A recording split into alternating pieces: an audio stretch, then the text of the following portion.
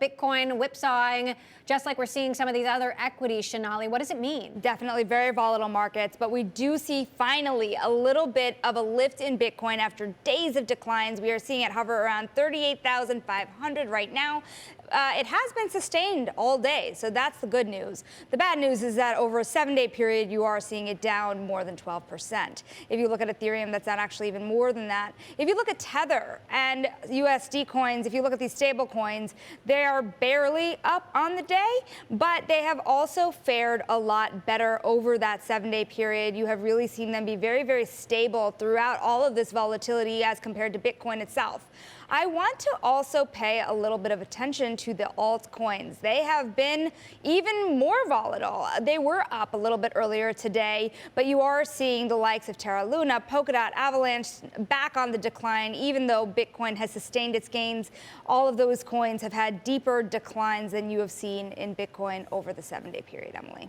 All right, Sonali, we're going to see where it goes. Stay with us. I want to bring in our next guest, Tegan Kline, the co-founder and head of business at Edge and Node, the team behind the Graph, which brands itself as the Google of the DeFi world. This is an indexing and query protocol organizing the world's open blockchain data and making open data a public good. Tegan, thanks so much for joining us. So I'm curious how you would describe the mission of the Graph, and how do you make sure it doesn't become a centralized space for a space that wants to be decentralized?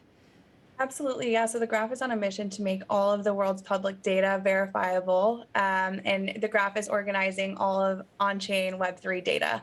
So kind of like what Google does for the traditional web, the Graph does for the Web3 space, and it is a public good, and it has been built in this decentralized way. So there are many nodes around the world that operate within the Graph ecosystem and many different contributors. So there's no like central point of authority within the Graph network. So what is the data then telling you, Tegan, about, sorry, Sonali, what is the data telling you about what's going on in the macro environment right now? Obviously, we're really concerned about what this means for traditional assets. Bitcoin is sort of a non-traditional asset. Some thought it would be a safe haven, but as Sonali was talking about earlier, it's been very volatile like everything else.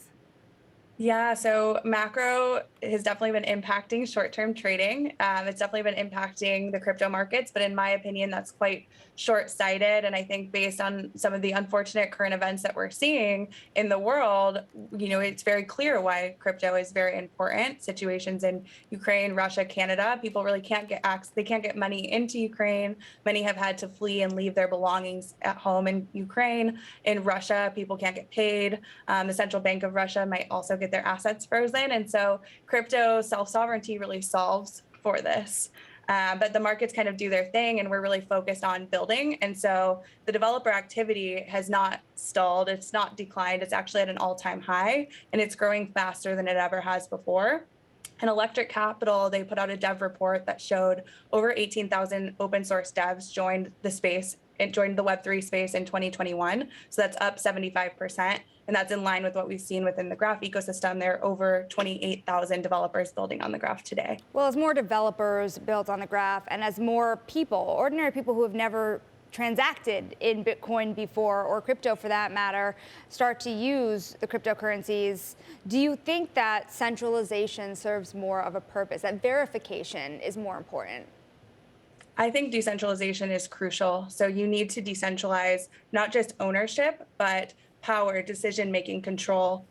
All of that should be decentralized. It shouldn't be at a platform's authority. It shouldn't be at a platform's ability. The platform shouldn't be dictating who is on the platform, who's allowed to speak on the platform, the truth on that platform. I think that decentralization is very crucial, but transparency, open source, permissionless, trustless tech those are also core values within Web3. But it feels like this is really getting tested, this entire notion, when you have people being kicked off, right? You have people like Coinbase, or exchanges like Coinbase, essentially serving as a central mechanism to really police behaviors here. How does that test what decentralization means in this industry?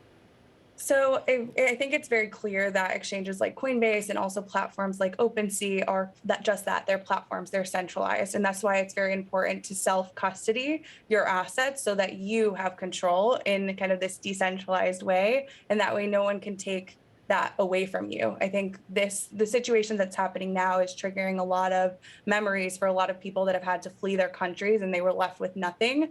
And with crypto, you can take it with you so long as you are self-custodying and you're not leaving that on a centralized exchange.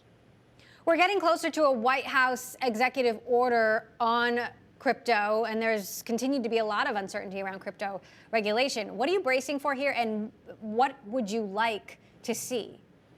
Yeah, great question. So this executive order is not a huge deal. It's something that we've been anticipating for quite some time. And so what it is, it's expected to kind of instruct agencies to study and come up with a plan. And so that study will likely pick up on a lot of the regulatory themes that the industry has been focused on for many months, many years. So like consumer protection, regulating securities and security exchanges, and then also compliance with anti-money laundering. So I do think that it's good that the administration is starting to study these issues, or they're studying these issues further rather than just kind of attempting to blanket regulate, because I think that can stifle innovation and kind of push it overseas. And so I'm excited to see more like the knowledgeable founders within the Web3 space and the crypto space help to help to educate regulators. Well, Yeah, I'm looking. speaking of what regulators do in the U.S. versus abroad, I mean, when you look at kind of the ecosystem that exists, do you think that there is more innovation moving abroad, given, FTX in the Bahamas and, so many companies forming in India and other places around the world? Yeah, I mean, I would like to see that regulation stay here in the US and not move overseas. And so I am looking forward to kind of working with regulators so that we can keep that innovation here in a safe way.